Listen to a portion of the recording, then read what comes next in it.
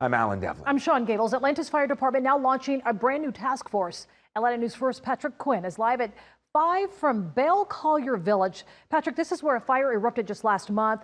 What is the task force expected to do?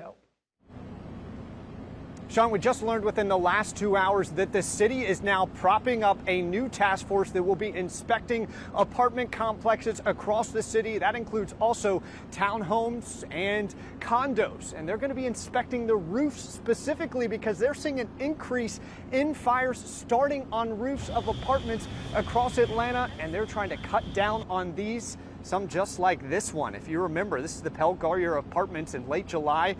Flames, they erupted here. Nobody was hurt, but leases have been terminated and the complex is now ruling nobody's allowed back in due to safety concerns. Fire Chief Rod Smith confirmed the fire started on the roof at an unsanctioned event with more than 100 people where somebody used charcoal on a propane grill. A recent lawsuit also alleges that the complex owners, the rooftop deck there, lacked the structural integrity to prevent a fire from spreading down below. The fire comes less than a year after another massive apartment fire also started on the roof at the La Vista Apartments on Cheshire Bridge Road. It's these incidences that has inspired the chief to launch a new task force solely focused on the compliance on apartment roofs.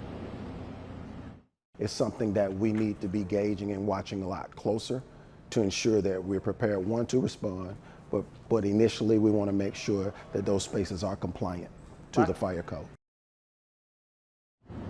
And big picture, they want to make sure that all of these complexes are up to fire code. As it stands, on average, these large apartments, they're only inspected on average roughly 24 months. They're trying to cut that in half so that these inspections instead can be made annually, all with hopes to prevent fires that broke out here from happening again.